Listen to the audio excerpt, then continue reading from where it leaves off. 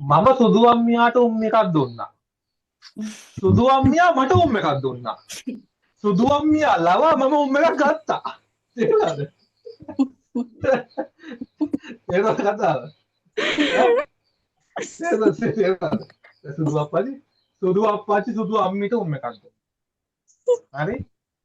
සුදු අම්මිට සුදු අප්පච්චි එකක් දුන්නා. සුදු අප්පච්චි සුදු අම්මියා ලවා එකක් ගත්තා. දැන් නම් හොඳට තේරෙන්නේ නැති. හරිද?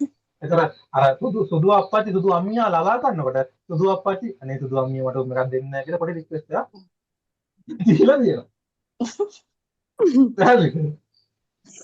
පැහැදිලිද? තේරුණාද? කතාව. එතකොට